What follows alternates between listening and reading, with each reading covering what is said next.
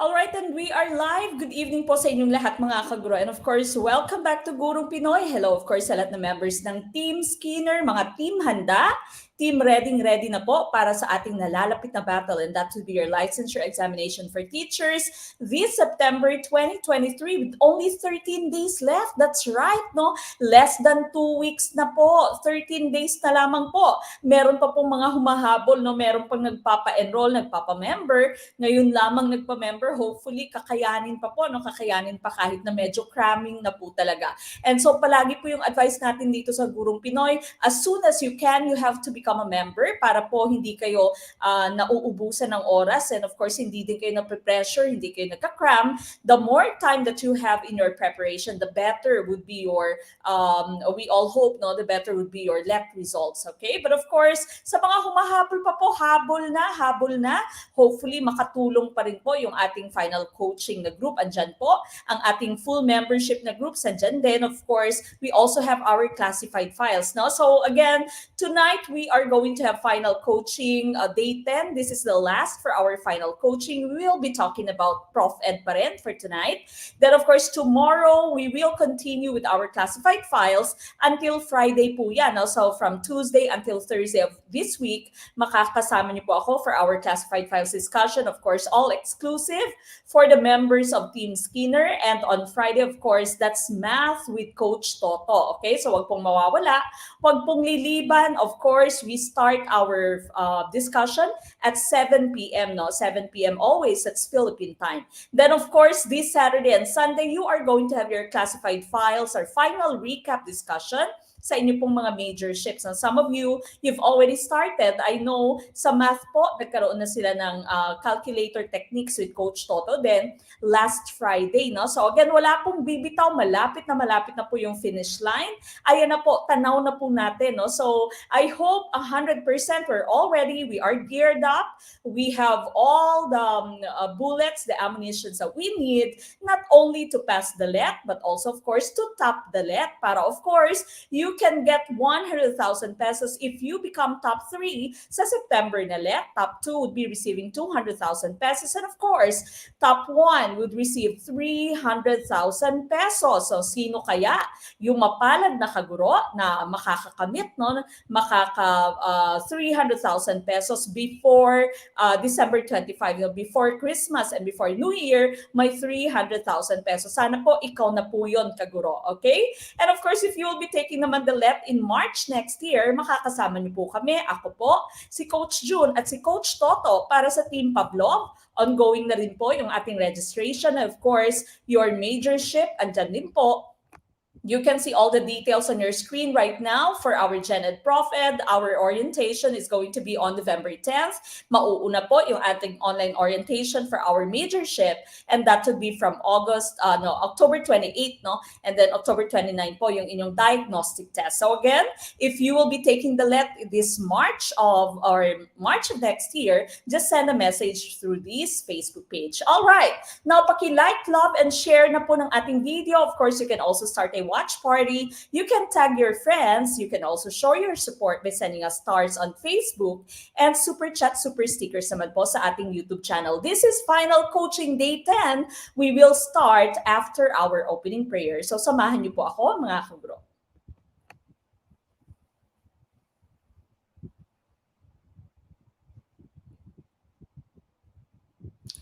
Dear Lord, I come to you to ask for your guidance and direction in this study session. I ask that the Holy Spirit fill me with strength, creativity, and understanding to get through my studies without difficulty or sin. Help me hold my focus and attention. Help me to retain all that I learned. Please make my mind sharp and keep distractions at bay. If any part of my studying is weak or lacking in some way, let it be revealed so that I may correct it. Thank you for this opportunity to learn. Amen.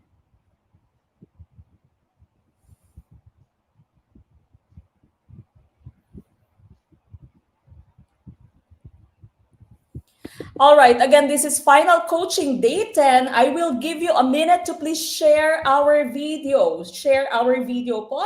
Let me just read a few of our comments sa ating comment section. Si Sir Omo, Isan, Packers, Sarpida. Good evening po ma'am, watching from Bulacan. Good evening po, good evening. Okay, so again sa lahat ng ating mga kaguro, Luzon, Visayas, Mindanao, at of course, team abroad, no? Hello po, good evening sa inyong lahat.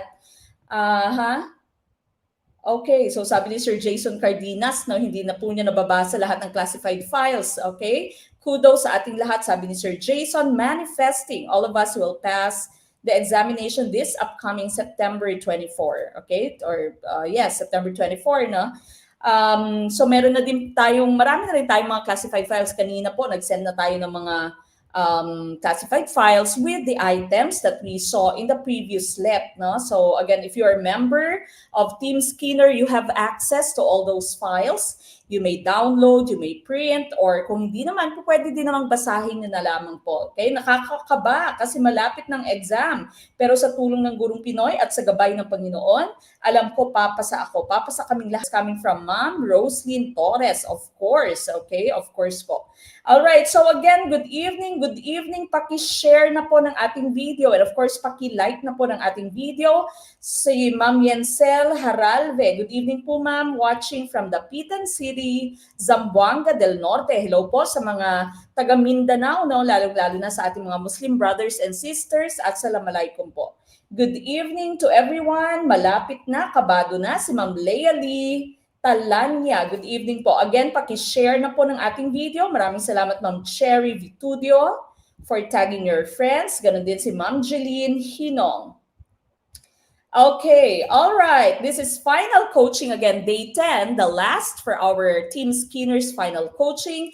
Let us all start with question number 1. Number 1, which is an implication of a positively skewed distribution? Letter A, students have high IQ. Letter B, there was mastery of the lesson.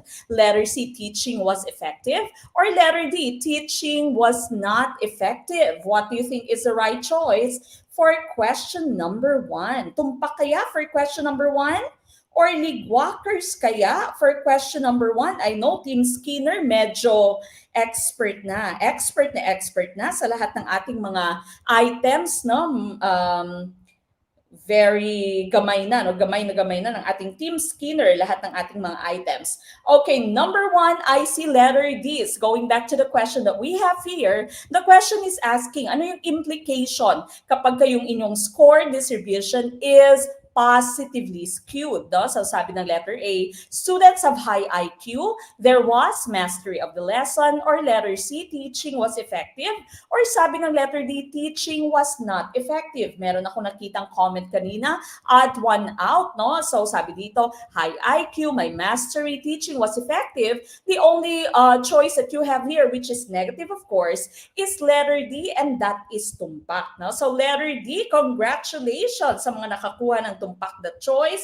Sa mga members ng Team Yabang, hello po, congratulations. Okay, remember, if you are talking about skewedness, it is the opposite, no? Huwag niyo pong iisipin na kapag ka positively skewed or skewed to the right, ay matataas yung score. Baliktad po, no? Because we are actually talking about the tail. Ang tail po, yung tapered end ng ating score distribution, yung ating tinitingnan. Ito yung parte ng ating score distribution kung saan mas kokonte yung scores, no? The tail, that's positively skewed if you are talking about positively skewed score distribution, or skewed to the right, that means mas kokonte yung mga nakakuha ng magagandang scores. And so yung bulk ng inyong scores are here, no, towards 0, for example, or towards the low side of your grade distribution. Okay, so positively skewed or skewed to the right, that means the scores of the students were low. Okay, now the negative skewedness naman, or skewed to the left, that is the opposite. That means kokonte yung mga nakakuha ng mabababang scores, mas marami yung nakakuha ng magagandang scores, and so the performance of your student was good, no? Maganda yung naging performance ng inyong estudyante. Now, this one right here in the middle is your symmetrical distribution or what we call your normal curve, no? Normal curve, that means mas marami sa kanila average yung nakuha, okay? And so, for number 1, letter D is tumpak. Hello, good evening, Sir Brian Liboon. Merry Christmas na kaagad, no? Advance na advance, Sir Brian. We go to number 2. He is considered the father of modern media in education. Letter A, Jean Piaget. Letter B, Robert Gagne. Letter C, B.F. Skinner. Or letter D, Edgar Dale. Who is our choice? Sino kaya ang tumpak na choice for question number 2? Number 2, who is your choice? Please put your answers in your comment box. Write your answer in your comment box for question number 2. I see letter D's. Letter D. Tama kaya ang letter D for number 2? Okay, number 2, letter D. Letter D. May iilang iba ang sagot? Tumpak kaya ang letter D, no? So he is considered the father of modern media in education. Ang tumpak na choice here would be letter D, Edgar Dale. Okay, so letter D is tumpak.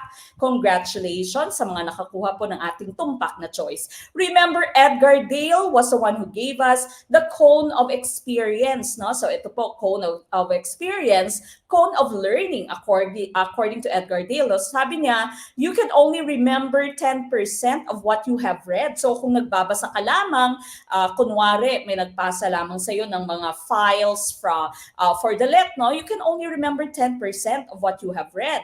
If you have heard it, you can remember 20% of it. If you have seen it, that's 30%. If you see and hear it, kunwari dito sa ating discussion, you can see it on our slides and you can also hear our discussion, that's 50%. If you say it and you write it, no? So some of our students here, yung iba sa ating mga kaguro, mas nagiging effective sa kanila yung note-taking, no? So kahit na meron po tayong files na sinisend, kahit na meron po tayong videos, po pwedeng makinig, po pwedeng manood, meron pa rin silang mga notebooks, no? Ang daming notes. I know some of you, siguro puno na po yung inyong walls ng lahat ng mga notes natin for the licensure exam, okay? So that's 70%, of course, and what you do, you can remember 90%. And so, yung naging trend ngayon sa ating modern day of teaching would be teaching using real-life experiences, di ba? Authentic assessment. We are moving away from your paper pencil test or what you call your traditional testing. No? Mas maganda ngayon na ginagamit na yung ating authentic or your alternative assessment, okay? Common questions regarding your cone of experience would be, tinatanong ka ng LET, what happens as you go down the cone of experience? According to Edgar Dale, no? As you go down, what happens? And so yung magiging choice mo doon, as you go down, the experiences or the activities are real life, no? They become more realistic. As you go up naman, they become more abstract, okay? They become more abstract if you go up your cone of experience, okay? So that's letter D, Edgar Dale, for question number 2. Now, what about the rest of your choices? So, si Piaget, of course, marami din siyang binigay sa atin, cognitive development theory. We will go to that in our next slide. No? Iisa-isayin natin, of course, lahat ng concepts ni Piaget. Robert Gagne, of course, siya yung nagbigay sa atin ng 9 events of instruction. So, sabi ni Gagne, you start from the basic to the more complicated. You start from the concrete to the more abstract. No? So you start with motivation. Napaka-importante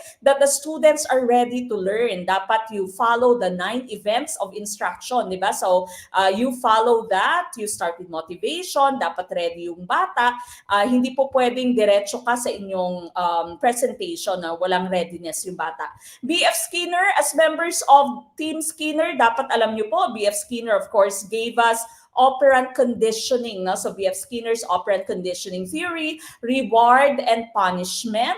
Whenever the child would do something good, you give the child rewards. Whenever the child would do something bad, you punish the child, no? In hope, no? In the hope that you can shape the behavior of the child. Okay, so that's B.F. Skinner's operant conditioning theory. If you see rewards and punishment sa item po sa ating left, your answer will be B.F. Skinner. Okay, let's take a look at Jean Piaget's cognitive development theory. Of course, you have the 4 different stages. Now you have sensory motor stage, pre-operational stage, concrete operational stage. Then of course you have formal operational stage. Okay, so smart people cook fish, di ba? Yan yung ating mnemonic. Smart people cook fish. So unang-una, sensory motor stage, from birth to 2 years, dito po yung bata is trying to develop his motor skills using the different senses, no? So kaya maraming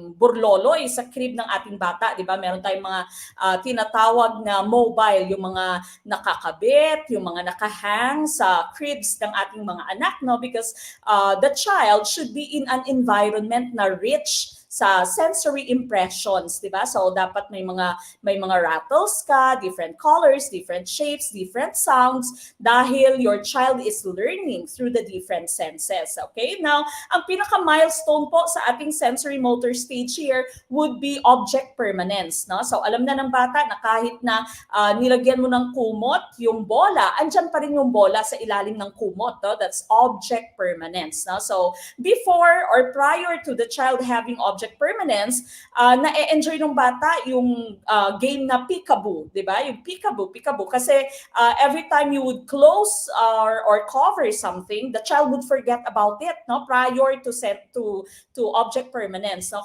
Kapag wala pang object permanence yung bata, kapag tinakpan mo yung isang bagay, nakakalimutan na niya, no? Common question din po ito sa LET, no?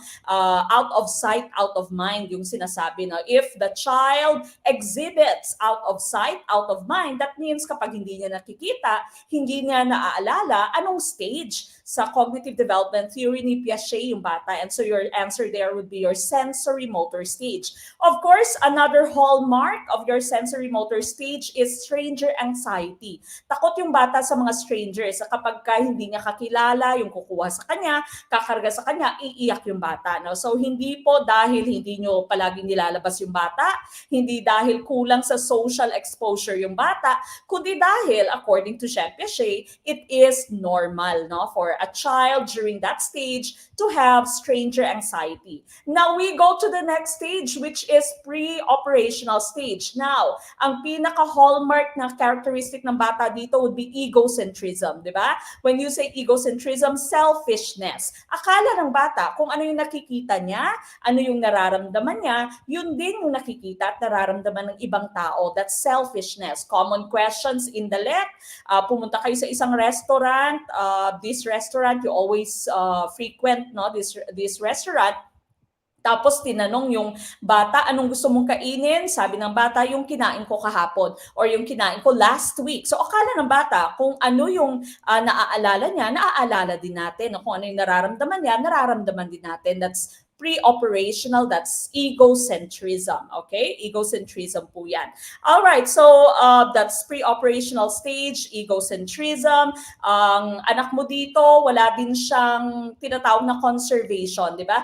The child here is exhibiting centration. Kapag sinabi pong centration, naka-center, naka-focus lamang yung atensyon ng bata sa isang aspeto ng isang bagay. And so kapag binigyan mo siya ng 2 baso, for example, no, 2 baso, may 100 ml of water, tapos nilipat mo yung isa, no, yung isang content sa taller, narrower glass, yung isa naman sa wider glass, and you ask the child at the pre-operational stage kung saan dito or kung alin dito yung mas maraming laman, sasabihin ng bata would be this, no, the taller, narrower glass. Kasi akala niya, dahil nga mas matangkad, no, yung basong ito, mas marami siyang laman, no? So that would be centration. Nakatuon lamang siya sa isang aspeto ng isang bagay, no? That's still during your pre-operational stage. All right, now you move on to your 7 to 11 years old, concrete operational stage.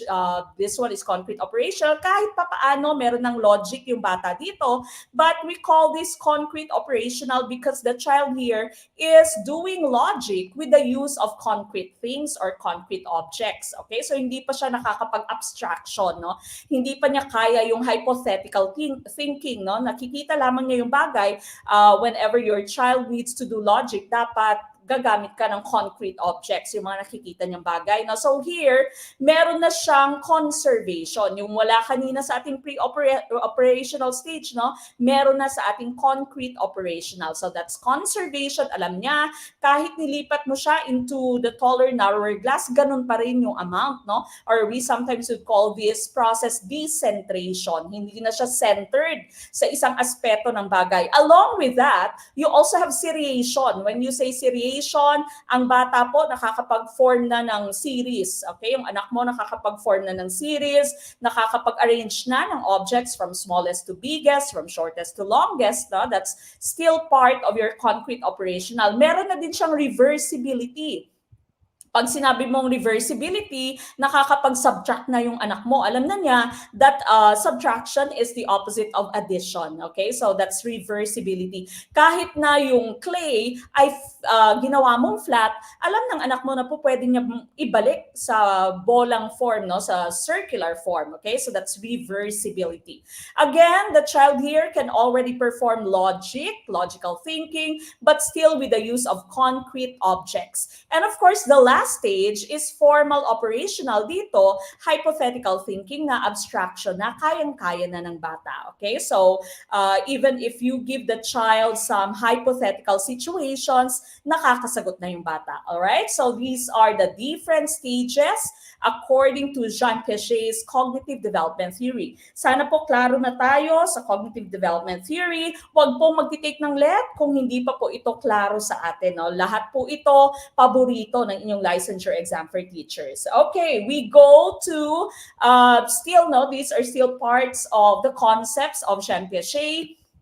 Meron siyang sinabi na meron siyang term na schema. Kapag ka sinabi mo pong schema, here, the boy has learned the schema of a cat. Ang schema po, according to Jean Piaget, para siyang file cabinet sa ating mga utak, di ba? So, kada konsepto na inyo pong nalilearn ay nakalagay po sa isang file cabinet or sa isa pong schema. Okay, now, the child has learned the schema of a cat, no? So, ito yung schema niya, ito yung idea niya ng isang kuting, no? So, ng isang pusa or isang cat.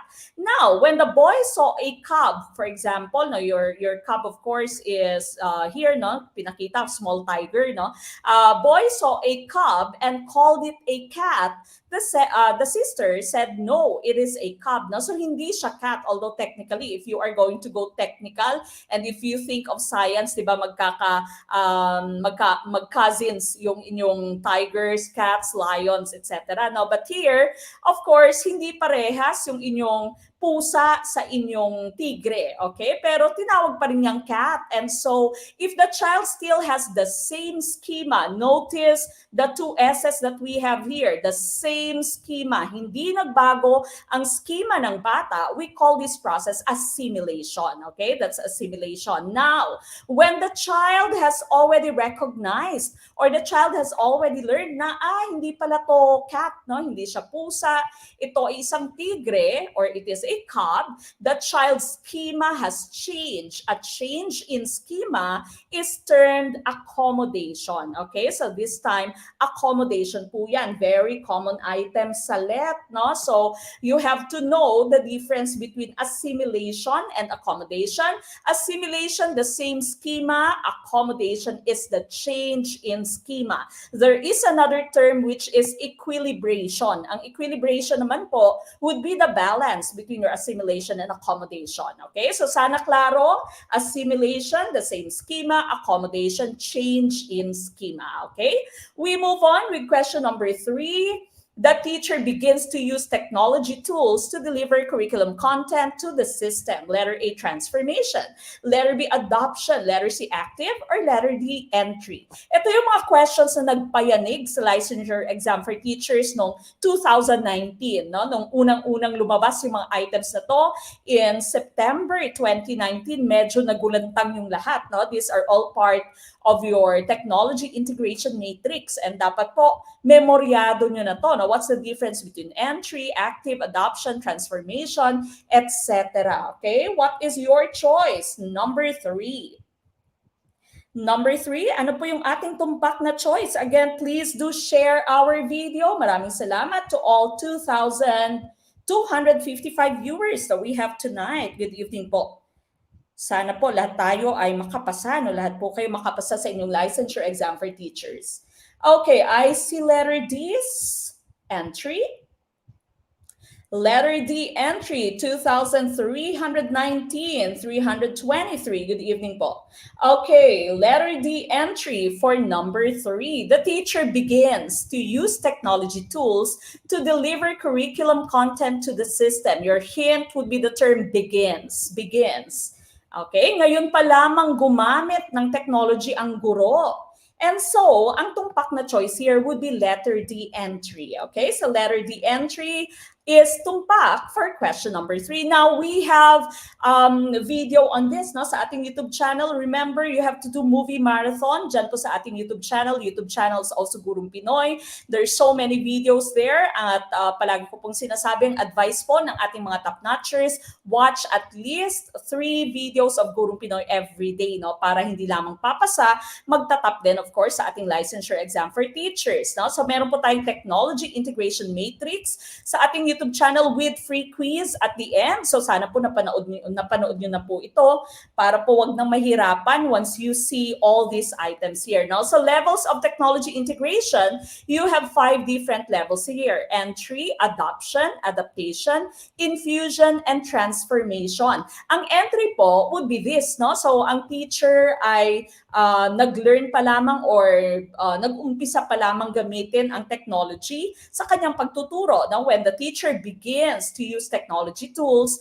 that would be called entry. Okay? Now, the next step is adoption. Pag sinabi mo pong adoption, the teacher guides the students in the conventional use of technology. Kapag po sinabi mong conventional, the usual use. For example, no, the use of Microsoft Word to type, no, to make letters, for example. So conventional use of the different technologies, the teacher just guides the students in the conventional use of this technology. That would be called adoption. Adoption po yan, second level. Third level is adaptation. Here, the students are given a chance for independent exploration. Okay? So, hinahayaan yung mga bata na mag-explore. Hinahayaan yung mga bata na gamitin ang certain technology. Pero, napaka-importante po na ating naiintindihan that in your adaptation, still the students have no choice kung anong technology yung gagamitin nila, no? They can explore, pero yung teacher pa rin yung nagmamando kung ano yung technology yung kanilang e-explore. For example, the teacher introduces the PowerPoint and the teacher says, I need you or I want you to explore what you can do sa PowerPoint, no? Sa application na to or sa software na to. Okay? So that would be adaptation. The students are given a chance for independent exploration, but the teacher is still the one that chooses the technology. Wala pa rin freedom yung bata, yung mga estudyante kung anong technology yung kanilang gagamitin. Now, once the students were given the freedom to choose the technology, that's already the next level, which we call infusion. Okay, so infusion na po yan. Sabi ng teacher, I want you to make your project and you have the freedom to choose whichever technology you can use. Okay, so once the students are able to choose the technology or the tool to use, that will be called infusion. And lastly, the highest of these levels here would be transformation. Ang transformation naman po, the students are able to have innovative use of the different technologies, and without this technology, the certain activity, you know, will not be possible. Okay, so hindi kaya, hindi posible ang activity na to inside the classroom kung wala yung technology na ginagamit ng mga bata, and this is the innovative use of a certain technology na. So rurok na, kumbaga, no, that's the highest level of your technology technology integration. That will be transformation. Okay, so sana klaro. Entry, the teacher begins to use technology tools. Adoption, the teacher guides the students in the conventional use of your technology. Adaptation, the students are given a chance to explore, but still the teacher is the one choosing the tool. Infusion, the students are given the freedom to choose whatever tool they can use. And transformation, innovative use of technology.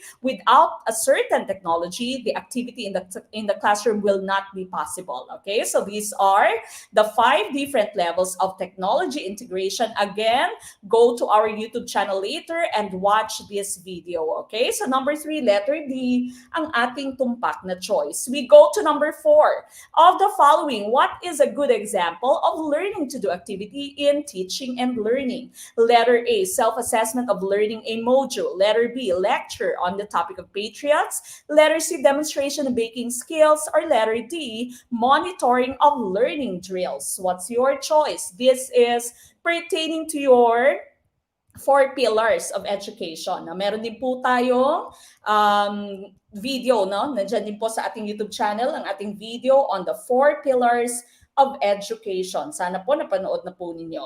Okay, I see letter C. Letter C. Tumpak kaya ang letter C for question number 4. Good evening. Good evening sa inyong lahat.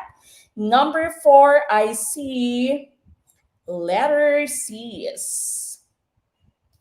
Okay, letter C. For question number 4, we are looking for learning to do.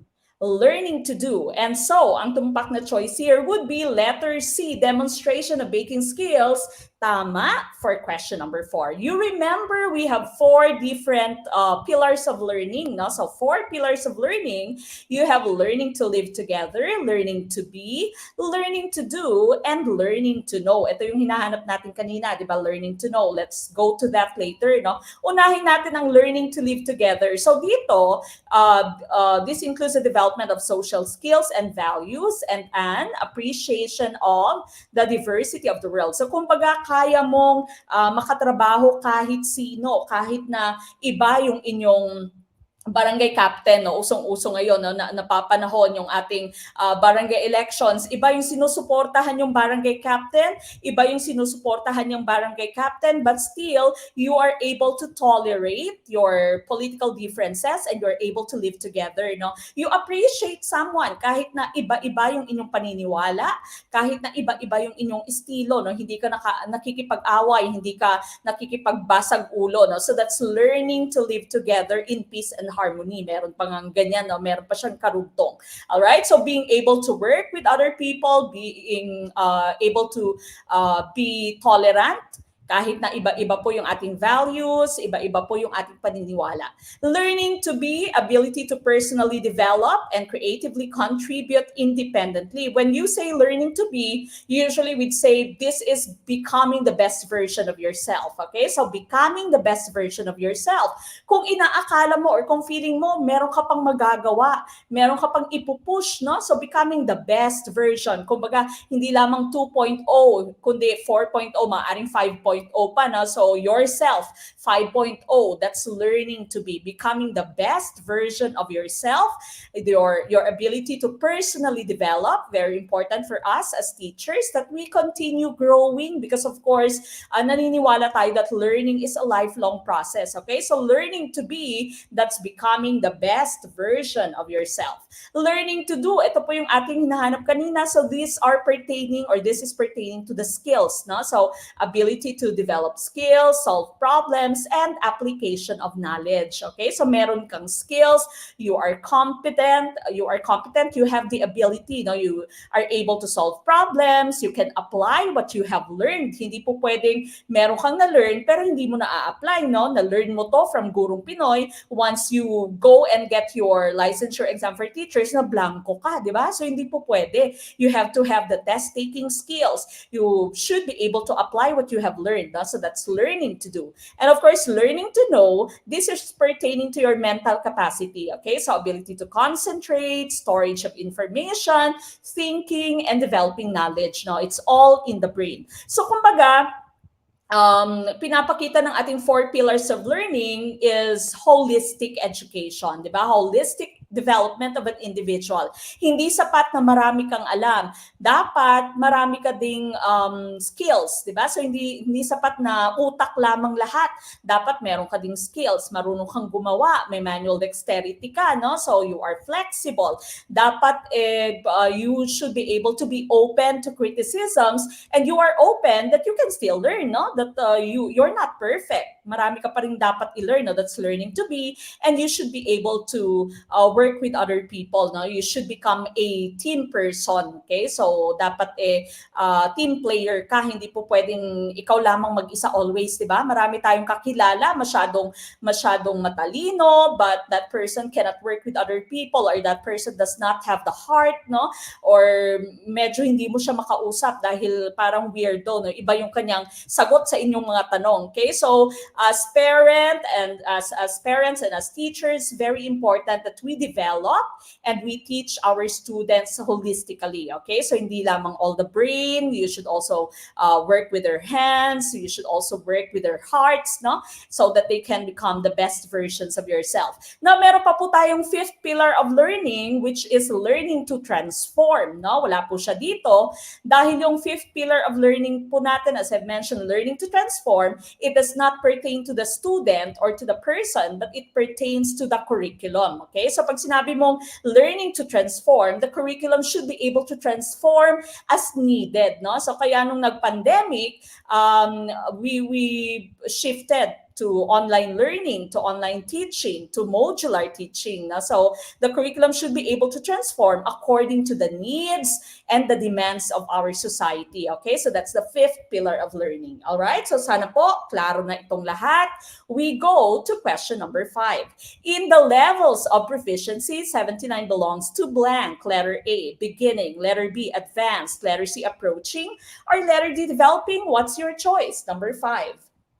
Ito, tinuro ko na sa inyo, no? So, tinuro ko na po sa inyo yung ating mga mnemonics, no? Yung ating acronyms for the different levels of proficiency according to your K-12. Your BIDAPA and DIFASA, very old.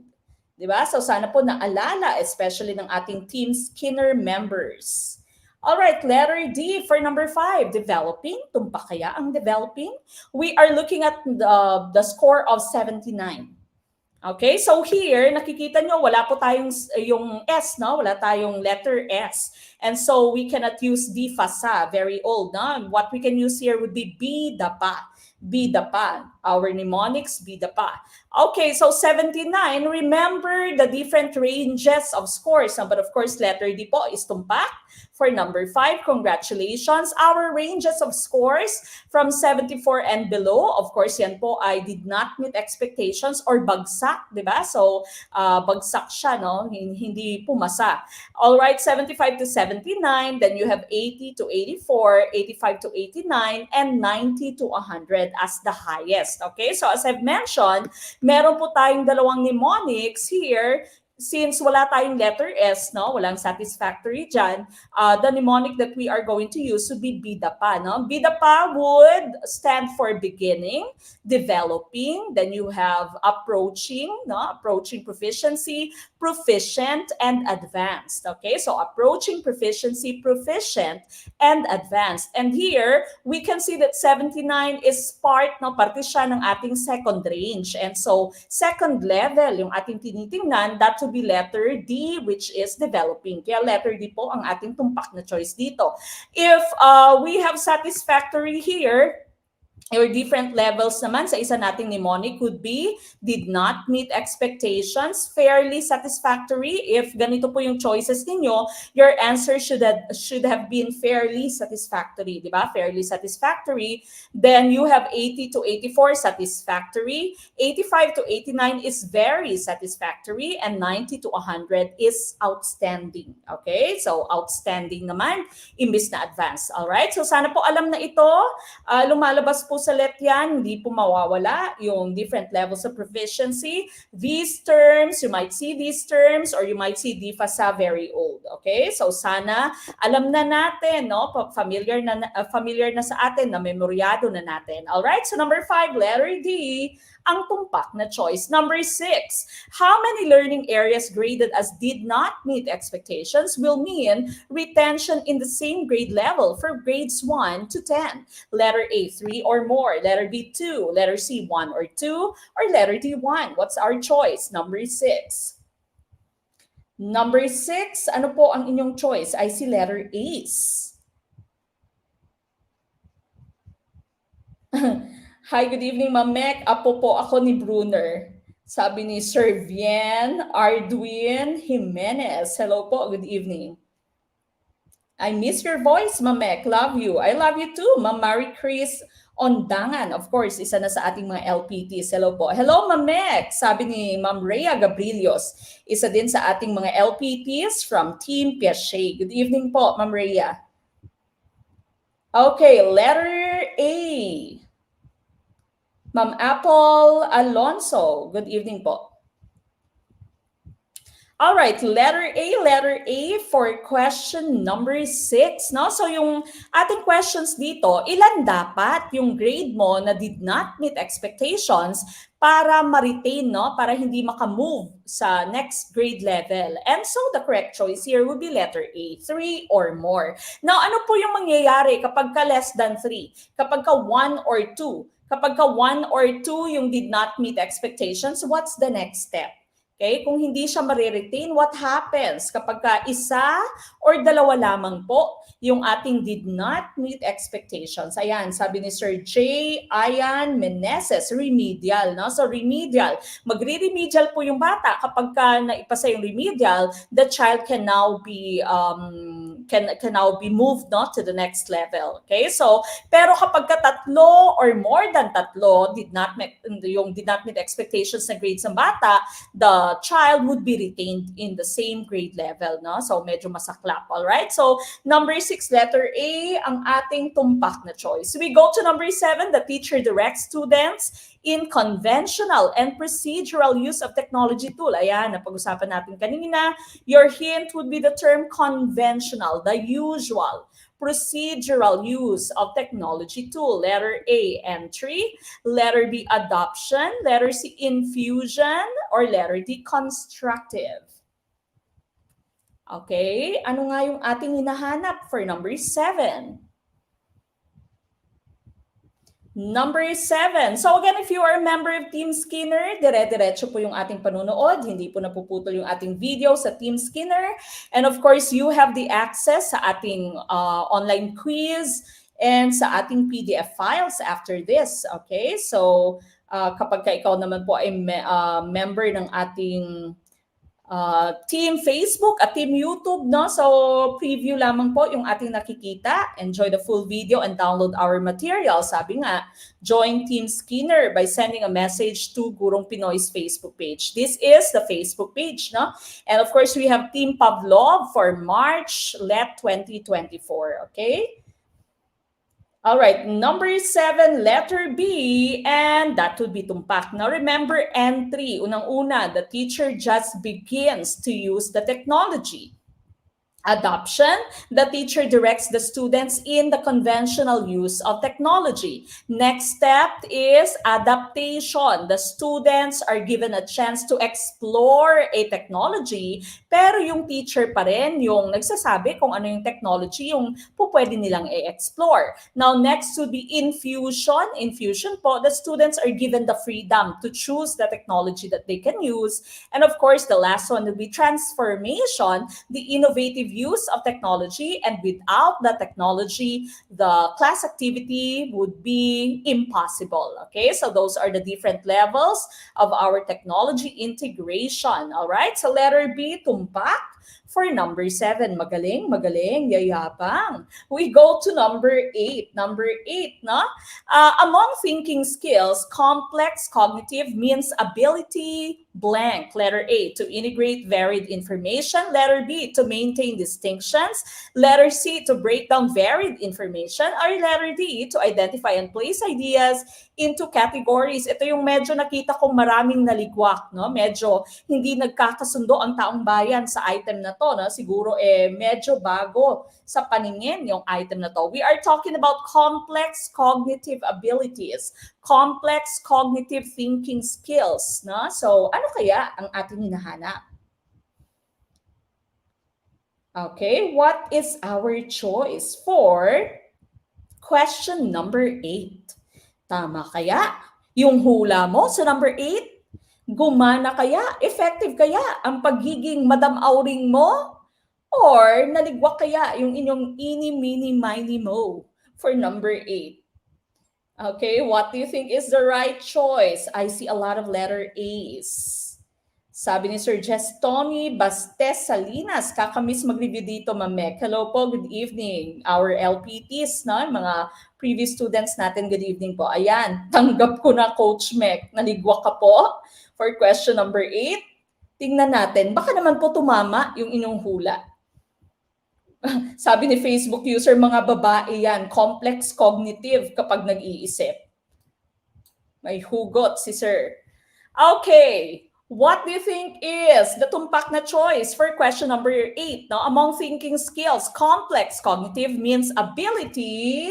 Ang tumpak na choice ay letter A, to integrate varied information. No? To integrate varied information, letter A ang ating tumpak na choice. Okay?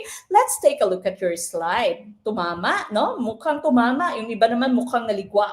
Okay, so number 8, these are the different thinking skills, the 7 thinking skills, according to Literi in 1985. Unang-una, analysis, the ability to break down complex information into components. Parehas din siya ng analysis sa ating Bloom's taxonomy, di ba? So, when you analyze, you break down a whole into its different components. Kumbaga, hinihimay-himay mo, no? That's analysis. Ability to break down complex information into components. Focusing, the ability to select relevant information. Kung ano lamang yung importante. If you are reading, for example, a review material tapos lecture notes siya, alam mo kung alin lamang dyan yung binibilugan mo usually, no? Ito yung mga relevant information. Ito yung mga importanteng data, no? Yung mga importanteng information. That's focusing. You are focused on the relevant information. Number 3, ito yung ating hinahanap. Hindi pala, no? Complex cognitive pala yung kanina. Number 3, comparative analysis.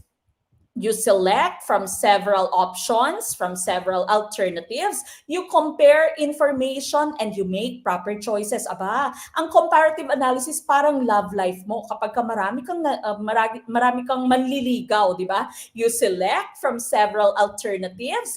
You compare the different information and you make proper choices. Okay? So yan po, comparative analysis. In other words, your love life, di ba? Select from your options, you compare them, and you make the proper choice. Ito yung jojowain ko na mukhang mabubuhay niya ako, for example, no? Or this, I think, is my ideal man, no? So, compare, you select from the different options, compare, and you make your proper choice. Number 4, narrowing, ability to identify and categorize new information. Okay? So, when you say narrowing, nakikita mo yung bagong impormasyon at nakaka-categorize mo siya. No? So, dito siyang category. Dito ko siya ilalagay na schema. You remember our schema, di ba? Our file cabinets inside our brain. Once you learn something new, you put it in the correct schema. You put it in the correct category. No? That's narrowing.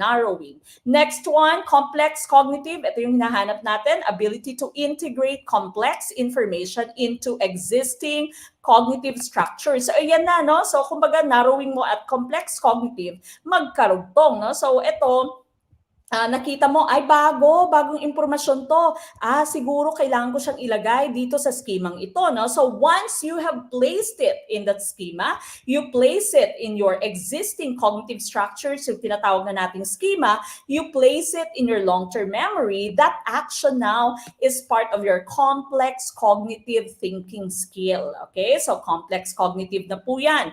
Number 6, sharpening, maintaining distinctions between cognitive structures and avoiding confusion or overlapping. If you already know the difference, di ba? Meron tayong mga pinopost sa ating page. Handa ka na ba? What's the difference between operant conditioning and classical conditioning? No? Once you can already put the distinction, once you can already distinguish which ones will be part of your classical conditioning, which parts will be part of your operant conditioning, hindi ka na nako-confuse, wala nang overlapping, that's already sharpening. Kumbaga, medyo parte ka na ng team yabang, di ba? Sharpened na ang inyong memory, sharpened na yung inyong knowledge, okay? And lastly, tolerance, the ability to monitor and modify thinking of unclear information without getting frustrated. Okay, yun pala. Kaya pala, no? Kaya pala entry yung sagot, kaya pala hindi transformation or hindi adoption, no? So you are able to monitor, para siyang metacognition na you are able to think about your thinking, to learn about your learning, and you are able to modify your misconceptions, di ba? So pag meron kang misconceptions, na unlearn mo or na-relearn mo yung certain concept, no? And you do not get frustrated, hindi ka naiinis, hindi ka nag-give up, no? That's tolerance. That's tolerance. All right? So sana po klaro yung ating pong 7 thinking skills: analysis, breaking down a complex information; focus, you select only the important information; comparative analysis, love life mo, di ba? You select from your options, you compare, and you make your proper choice. Narrowing, you identify and categorize a new information, a new piece of information. Once you put that in your long-term memory in the correct cognitive structure, that's already your complex cognitive, di ba? Integrating complex information. Sharpening, wala ka ng confusion, wala ng overlapping, distinct na, no, yung different cognitive structures mo. And tolerance, nababago mo yung mga misconceptions mo and you don't get frustrated. Okay? And so, letter A ang ating hinahanap na choice for that item. We go to number 9. Which best describes self-directed learning? Letter A, students take and pass all tests and quizzes. Letter B, peers assist each other in the recall of knowledge. Letter C, the teacher delivers learning inputs. Or letter D, students discover answers to problems. What's your choice? Sir Marvin Salar-Lincuna. Hi, Coach Mac. Nakakamiss naman manood ng live ninyo. Natatandaan ko po dati every live session while washing the dishes, nanunood, nakikinig ako sa inyo. Ngayon, LPT na po ako. Thank you so much po and good luck, future LPTs. Hashtag Proud Team Brunner. Hashtag Tatak Gurong Pinoy. Good evening and congratulations, of course, Sir Marvin Lincuna. Okay, number 9, letter D. Letter D. For question number 9, tumpa kaya ang letter D? Team Yabang kaya ay naging successful sa letter D? Or genocide kaya ang mangyari? Okay? Self-directed learning, andyan na yung inyong hint, di ba? You direct your own learning, metacognition, thinking about your thinking, learning about your learning. And so here, the correct choice, of course, is letter D. Students discover answers to problems. Okay? So sila mismo yung nagdidiscover, di ba? This is discovery learning. They direct their own learning. Okay? So letter D is tumpak for question number 9. Yehey! Sabi ni Ma'am Apple Alfonso. We go to number 10. Which of the following is true of brainstorming as a group dynamics activity? Letter A, true ideas surface in discussion. Letter B, ideas tax the brain. Letter C, no ideas are rejected. Or letter B, best ideas are selected. Okay, what's your choice? Ano? Hinihintay daw ni Ma'am Julie yung mga... okay. Iba pala. Sabi ni Ma'am Julie Litohon, kinakabahan ako pag nagsasabi si Coach ng genocide. Pero may Facebook user tayo, nakita ko yung comment niya, hinihintay ko yung mga magpupusta ng cats and cars. May nagpupusta na ng cats and cars. Okay, number 10, letter C. Letter C, sagot ng bayan, letter C. We are talking about brainstorming, no, as a teaching strategy. Ano nga ba yung role or ano nga ba yung pinaka purpose ng brainstorming as a group dynamics activity? Of course, when you say brainstorming, your goal there is to generate as many ideas as you can, no? Makakaalap ng maraming idea, no? That's brainstorming. That's the goal of brainstorming. And so, as a teacher, dapat po, your choice here would be letter C. No ideas are rejected. Kahit na medyo wild, weird pa yung idea ng inyong estudyante, you have to be tolerant. Hindi ka dapat tatawa, hindi mo dapat i-disregard, no, yung mga ideas nila. Because if you do that as a teacher, next time, no, the next time that you do brainstorming, hindi na magiging open yung inyong mga estudyante, hindi na sila magko-contribute, no? Kasi sasabihin, hindi naman nakikinig eh, kahit na sinabi natin ganito, na ni-reject yung ating mga ideas, tinawanan, sinabing sinabing hindi maganda, no, yung idea natin. And so as a teacher, common question din po ito sa LET, as a teacher, you should suspend judgment, okay? Wag pong judgmental, kumbaga, no, if you are doing brainstorming inside your classroom. So number 10, letter C, no ideas are rejected, ang ating tumpak na choice. We go, ayun, nagkulang sa pagiging plastic, no, kapag ka ni-reject mo yung ideas. Remember, when you take the LET, you have to activate your plastic mode, di ba? Pinakamabait dapat siguro when you take the LET. Number 11, which of the following characteristics is of primary importance in the choice of instructional aids? So ito, alam niyo na to, no? Stimulating and colorful. Letter B, suitable to lesson outcomes. Letter C, novel and true. Or letter D, at par with the grade level. What's our choice for question 11? Okay, number 11. Primary importance in the choice of instructional aids. Your instructional materials, your IM. When you say instructional aid, this is anything that you use in giving instructions, no? So kahit ano, po pwedeng PowerPoint, your presentation, po pwedeng yung materials for the worksheets, no? Po pwede po yan. Instructional aid. What is the primary or the characteristic of primary importance? Pinaka-importante when you are choosing your instructional materials. And of course, ang tumpak na choice natin dito would be letter B. It should be suitable to our lesson outcomes, okay? So letter B is tumpak for number 11. Hindi lamang dahil colorful siya, no? Hindi lamang dahil bago, novel, hindi lamang dahil akma sa kanyang grade level, pero dapat you have to consider the lesson outcomes. Lesson outcomes are your objectives. So letter B for question 11. We go to number 12. Which of the following features represents the new paradigm shift in education? Letter A, traditional pedagogies. Letter B, lifelong education for all. Letter C, rigid subject matter boundaries. Letter D, knowledge as the only learning outcome. What's your choice? For question 12.